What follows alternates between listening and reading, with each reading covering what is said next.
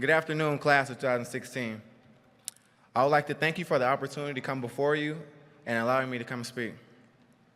I first would like to acknowledge my Lord and Savior, Jesus Christ, for it is He who made me.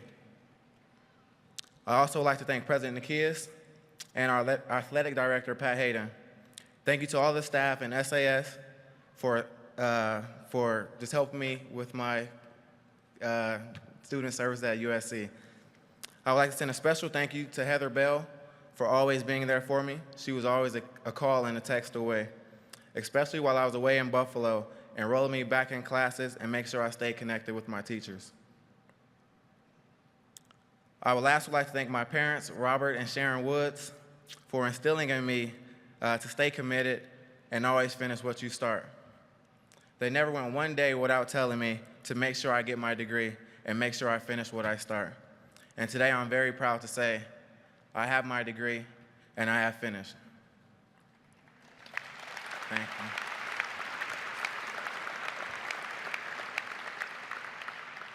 As a young child, it was always a dream of mine to come to the University of Southern California and be a member of the football team.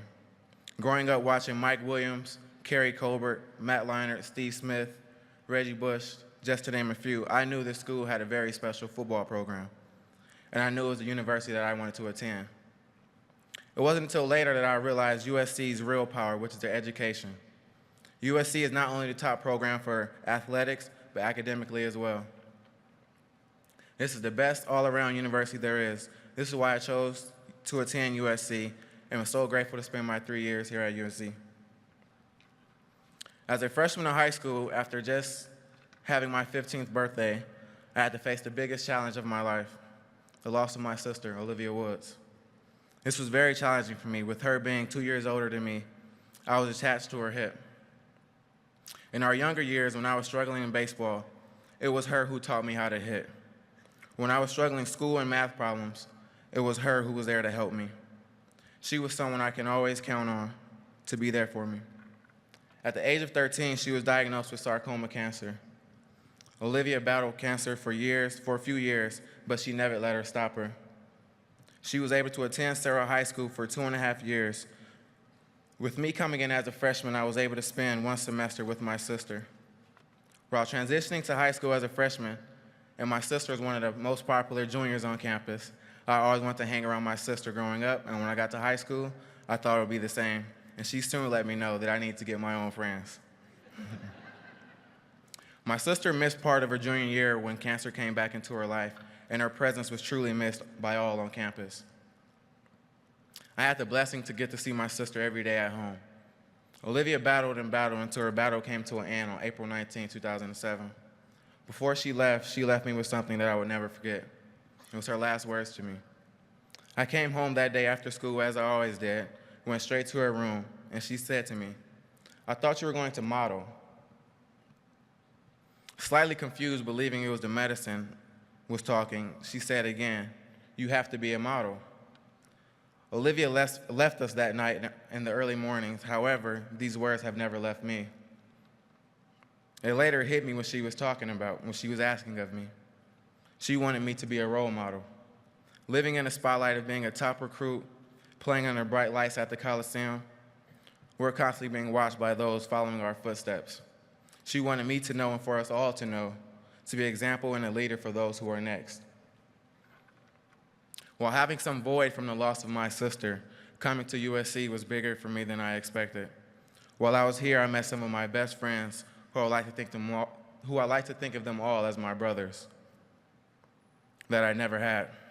I met a group of friends who I knew had my back just as my sister did.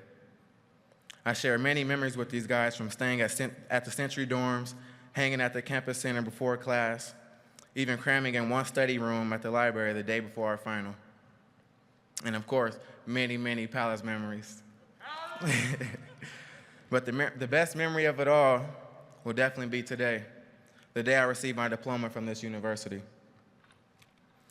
I chose to forego my senior year and decided to pursue my dreams and enter the NFL draft. But I never once wavered with the thought of not completing my education. Once I got to the NFL, I would always hear people say, "What you going back to school for? Ain't you in the NFL?"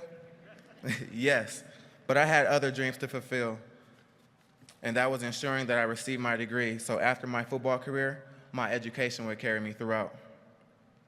I made a requirement to come back every spring and complete what I started.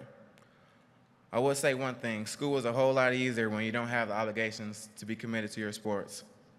So I would like to congratulate all of you performing at your best on the field, on the courts, on the track, and even in the pool, but most importantly, for performing in the classroom. We all put a lot of hours into this university, and our payoff is finally here. In closing, I would like to leave you guys with something about modeling. Every model does not look the same. Every model is not on TV. Every model does not have the spotlight. And the best part of it all, every model isn't perfect. We are capable of being a model daily to our friends, to our siblings, and even our children and our future children. So I ask you today, are you going to model? Thank you. Fight on.